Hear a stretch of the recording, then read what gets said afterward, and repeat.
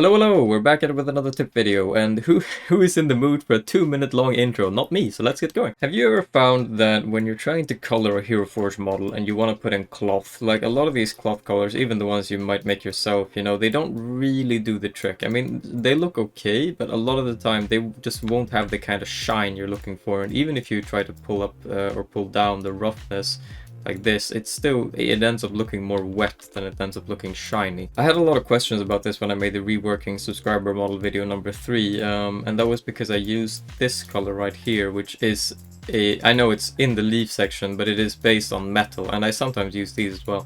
And basically what it is if you put in metal tones, sometimes, you can make it metal altogether, like this color. If you apply it to the right piece, aka something that looks like it's thin, that looks like it's cloth, it will still look like cloth, only shiny. And this works with, this, like, these ones aren't really adapted like the purple one to work for this, but you can still see the point, like it kind of works. And so here's another example. This model I made a few months ago, I think, or a few weeks ago at least, and I have used here again some cloth colors and metal, and I believe this is the one I've used for this. Yeah, so basically if you want to see the difference, right, I can take a blue, I can put this on, and it looks okay, right? It's not bad, but it kind of takes away from the whole like really shiny regal look that you want. So if you instead put on metal red and metal blue, you'll see the difference, and that it pops more. So here we have a pretty bog standard model, and what I want to do is, a very long time ago when I made a video on shoulder posing, I suggested the idea of flipping shoulder pads around and changing their posing in order to make them look like they aren't exactly the same shoulder pads that they're designed to look like. So this, for example, is the old flare. And what you can see is when we pose this flare a little bit like this, it ends up looking like it's, well, yeah, a flare. And that's really kind of the intent with all this, and it looks better or worse with some chest pieces than others. But obviously this is not the only shoulder pad you can do this with. So not only do I want to remind you of this old trick that I went over in an obsolete video, but I also want to show that it can work with plenty of other things, like for example this right here.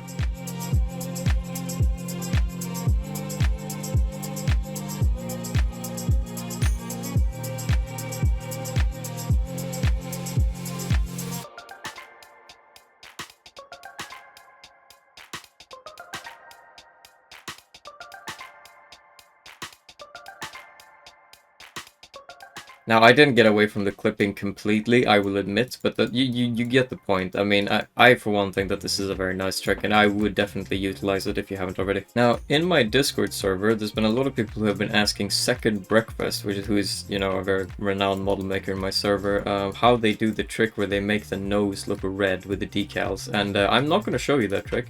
I am, however, going to show you a different way you can do it, which I think looks a little bit more authentic. So this guy, he's in the cold, etc., snowstorm or whatever. I haven't bothered to color the clothing, but you get the point. And if you take the main skin here, so this pale skin here, and you simply go into high, and then you turn that from, the light gray or brown that it is, and you turn it more reddish. Now you can kind of see that there's this pink glow on his skin. I'm gonna go a little bit more subtle, so a little bit more orangey like this. And then you're gonna pull this down slowly. Exactly where you want to stop is up to you. I mean, you can pull it like this and it will look really silly. But the point is, if you do it like this, very carefully, and you can decide your own degree, now it kind of looks like someone who's actually in cold weather, who's freezing. It looks like, you know how people look in those movies where they climb Mount Everest and their cheeks get all red and their nose gets red, etc. That's kind of the look you're conveying here, in my opinion. Now, as a part of that same tip, skin has a strange glow to it naturally, and it is a red glow, like I said before. So when I initially made this model, now I ended up settling on different legs anyway, but when I made this model, I found this to be a bit of an issue. And this is often an issue, right? Like, if you look here, it's the same issue. There is a glow to skin, like it will glow even in darkness. So all the lighting in this model is directed at this direction, right? And it looks fine. But if you look from behind, this here looks really strange. It looks like there's just these glowing red spots where the skin is. Now, whether you want to get rid of that strange glow, or if you simply would like for a character to look like they have more kind of creepy, less human looking skin, all you do is you click the skin color you're using, so in this case evil pale skin as I creatively named it, and you just check the skin option. Now you see how it just went gray. If I go back here, and now suddenly you don't see the glow anymore, and instead there's just this kind of grayish white skin underneath. And it does make skin look a little bit more dead, but in a situation like this, you would notice it less. Like, if I hadn't just shown you that, you probably wouldn't be thinking about how this doesn't look as much like skin as this up here does. Now, especially, I think this issue is important when it comes to blood, because you know what I see a hell of a lot, right? People will do they'll make a character, right? They want to make them really edgy, so they just cake them in blood, and they take, you know, the guts color. Obviously, most people tend to edit it, so, you know, to be fair, I will pull this down. But do you see the problem here? I see this all the time, people posting models like this, and it's just like, what is this glow? I'm sorry, but blood doesn't glow infrared. Like, it doesn't do that. So what you would do, I mean, I think this looks silly no matter what. No one is caked in this much blood, but if you're gonna do this, at least turn the skin thing off, and now suddenly it doesn't glow anymore. Now it just looks like dark blood, and there you go. Now here's a very basic model with a trick that I learned from a moderator in my server called Joe. What I'm gonna do is I'm gonna enable 4 arms to begin with, and I am going to disable them. Yes, you don't get a tip video where I don't do at least one trick that includes an extra arm, but in this case it's a bit special, I think. So you want to go to this extra arm that you've enabled here, the 3rd arm, and you want to put on a hammer of torchlight. And now this thing, you pull this out here, basically what we are going to do is we are going to clip this inside the character to give him a very creepy kind of like Sauron looking collar. So, and now that we've done this, we've got the hammer, like the hammer hand, very close to the center of the body. Now we go into the actual hand, and then of course we edit the grip position to pull this down like this. And you can kind of perfect this a little bit if you want to. I mean, get it just right. But we basically have it down. So this now, I mean, it's very edgy, obviously. This is another tip for the edgelords right here. But I think it's a nice trick. I mean, it's niche. It's definitely niche. And of course, once again, credit to Joe, because he's the first one I saw use this. So I'm gonna just assume that he made it up. Oh no! You have just been stabbed. Anyway.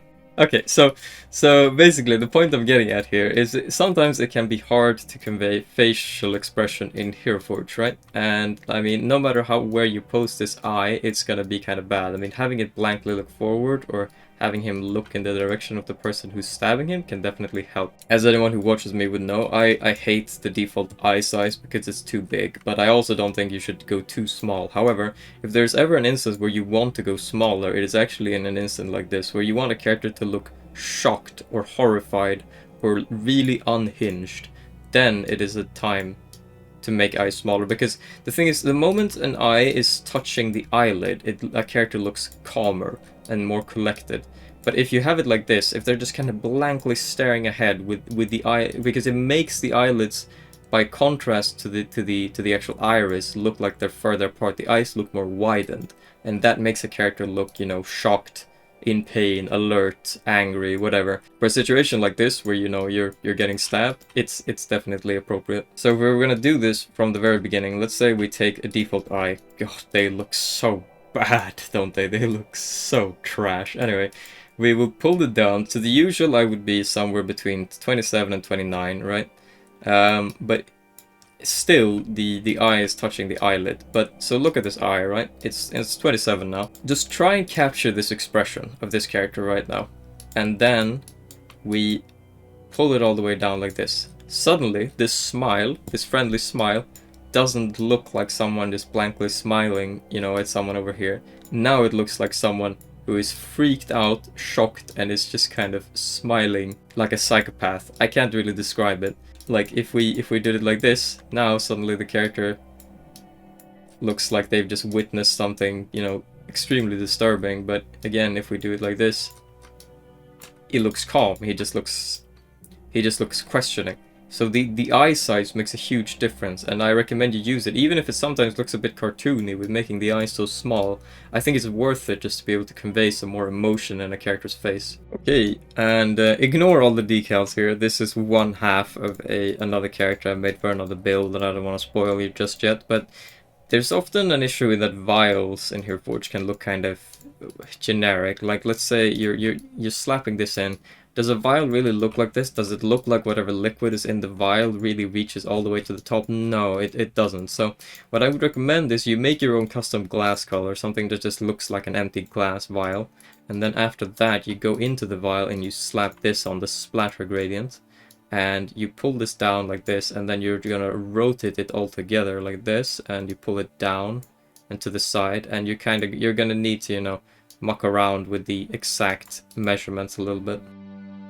What you want is something like this until it looks like gravity, you know, is holding the liquid at one side, and then you use whatever liquid you want to use. Like you use something like this, or you get the point, you know, some kind of liquid. And then you can also edit the glass color if you want to make it look like it's kind of reflecting this green light, or not light, but you get the point. Like you can make it look like it's still part of the same vial, you know, whether low or high it looks better is kind of up to you. Something like this is probably what I would recommend, because now by using the middle layer and turning it a little bit green, it looks like that green shine, that green glow is in the entire vial, but these edges up here are still glass, because obviously the liquid hasn't reached up here. So I would recommend the middle layer for the rest of the vial, and there you go. You've just made a character who's working out, or who is a badass blacksmith or whatever. And by the way, this custom anvil is not mine. This is a resource from Solar Simon DM. It's a guy on the Reddit. It's a very cool blacksmith pose. You can just go on the Reddit and type in blacksmith and you will get it. Anyway, you made this cool blacksmith or whatever, and you want the character to look sweaty. But you take, you know, the skin color that you're using and you pull down the roughness like this, because, you know, that's what you would usually do for sweat. And now the entire character just looks like a shining blob, or, you know, and it's just, it doesn't really sit right in my opinion. So what you can really do if you want to have a character look sweaty in the best kind of way is you put on some decals. For example, feathering looks good, and let's say you can also slap on this one for a little bit of extra. Now we have some lines here, and we'll do the same thing for the face, feathering again. And then we take this baseline skin color, light skin, we copy it, and then we pull the roughness all the way down to really, really low. And then on those areas specifically, we put it on. And now you'll see the whole face isn't shining, but there are lines of it. And what we can also do is we make this particular edited skin a little bit lighter than the rest. Not too much, that was too much. Just a little bit lighter, because the areas where sweat is running might be, you know, technically a little bit more clean than the rest of the skin. This is especially good if you're playing League of Legends, because then of course you need to be really, really sweaty. Everyone knows this. Believe me, I know this. Spoiler alert, I am a bit of a League of Legends enjoyer on my own time, you know, guilty pleasure. Don't unsubscribe just because you heard that, okay? Just people.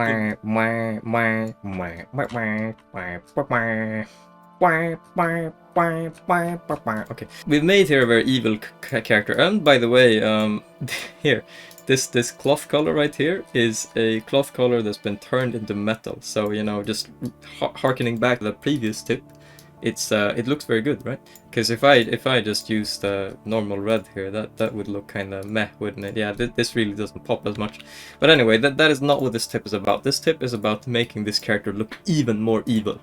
And how we're going to do that is we're going to basically give him an evil big old collar behind here. And we're going to do that using no chest piece, no wings, no clipping arms or whatever. We are just going to enable a tail, and we're going to make it two tails, and we're going to be using the infernal simple tail. Basically, it's more commonly known as the succubus tail, I reckon. Now, this trick is better if you have a cloak behind there, which I don't right now, because we're going to need to hide a bit of tail posing. But what we're going to do is we're going to pull both of these tails up here, and we're going to use these spades as collars for this character.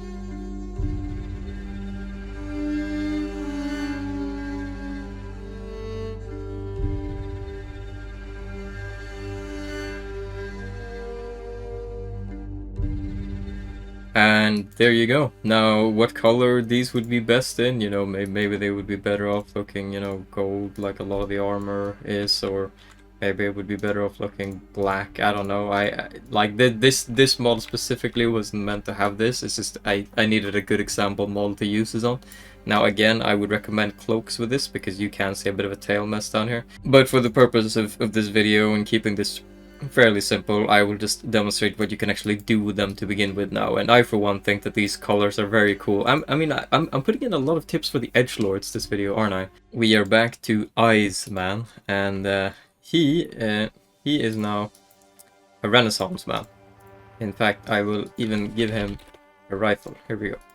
So he's now a Renaissance man. And do you guys remember when I made that Renaissance challenge ages back? There were a lot of people who made this thing called Landsknechts. I don't know if that's pronounced correctly, but you know, I'm Swedish, so it's close enough to German, I think. I figured I would include quickly how you do this, and basically all you do is you want to put on the striped cropped pantaloons, and then you also want these simple ballet boots. And basically what we do at this point is we simply color the legs as if they were cloth, and we make them white. So if we make that white and then we make the shoes, you know, brown or black or whatever, and then you of course color the legs in, you can do a little whatever, you know, let's just go with traditional German colors here, and there you go. Now you have some proper Landsknecht leggings there. But this Renaissance man, he has been infected, you see, and that is where this next tip comes from. This is something I've had a lot of questions on whenever I've used it, and I think I've used it in 2 videos thus far, and that is how you make these really big, nasty looking tongues stick out of a character's mouth. So what you do is, first you want to pull the mouth open, and then with a horn, which you want to use these front horns here, then you want to enable this long wavy horn, and then you want to twist this around up here.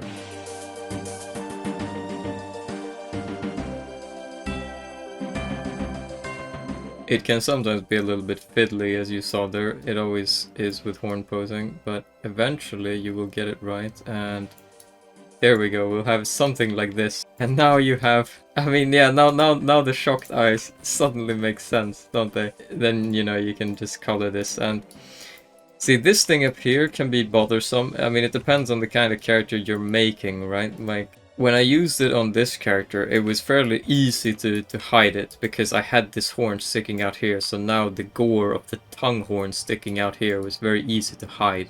So there wasn't really any question about if it was gonna be seen or not. And of course, when I made the Mother of Spores, I mean, this face was so cluttered that it really didn't matter, you know, like there was no way anyone was going to see this. Also, then I could use a different mouth, so I actually fit this pretty much perfectly around the tongue, which I'm pretty proud of with the tooth sticking out here. Now, I'm feeling generous, so I'm going to include one bonus pro tip at the end of this video. And if you don't have Heroforge Pro, then this won't really impact you. But a lot of people, I think one of the most common questions I get in Heroforge is, how do I do lighting? And generally, I only use the booth features. Like, I tend to pull down the normal color a little bit like this, and I pull up the intensity a bit.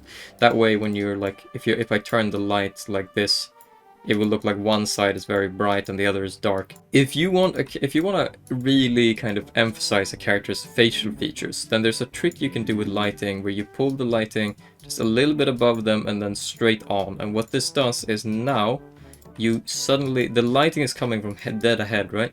So the cheeks and the facial structure now looks more emphasized. So this character now looks more kind of square-faced than he did previously. And this is a trick you can use on the female faces as well, and I use this a lot. Now, for example, this is an old model of mine. It's pretty outdated by now, but a question I get a lot, this is one of my display models on YouTube, I get a lot of questions about how I got the expression down here, and to be completely honest with you, there's not that much special about the expression. It's just the confused and the cocky combined look for this like half smirk. But the real expression comes from the lighting, and that's because, again, the lighting is dead on, so you emphasize this very like squared cheekbony facial structure, as well as with hair covering the eye here. And that's really all it comes down to. It's just the direction of the light makes such a huge difference to the model. As a final tip related to this, if you save a model whilst it's in booth, it will actually retain the lighting from the booth even when it is no longer in the booth. So if I simply saved this model now like this, and I went out here, here's all the models I've been using for this video particularly, you will see that the model just looks kind of normal, right? But if I save it like this, if I go back into it and I resave, now do you see the lighting change? I know it's subtle, but if you can't tell the difference, I can simply do this. And if I save this now, boom, you see that? He's all red. But if I go into this and I go out of the booth and I save it again, and look, he's no longer red. And you know, you might not give a shit, alright? Like, a lot of people don't care how their models look in the actual folders, but I kinda do. I like for the preview to be pretty. Like, for example, if I was going into this model again, and I wanted, you know, this to look creepy, I could turn down the light a lot, you know, I could make it really, really dark, except from one direction. So you're kind of, you're making the lighting look like it's coming from below, you know, horror movie style. Now that adds, this gives a very different aura to the character. So if I save this again now, in the booth, now you see the dark lighting remains. And if you've enjoyed this video, then please press like. If you've disliked this video, then by all means press dislike. There will be links in the description to all of these tricks and tips. Some of them on their own dedicated models, some of them on just an example model. You know, I don't have the time to make it for all of it. I'm probably not gonna make a Landsknecht just to give a good reference in the description. Yeah, goodbye.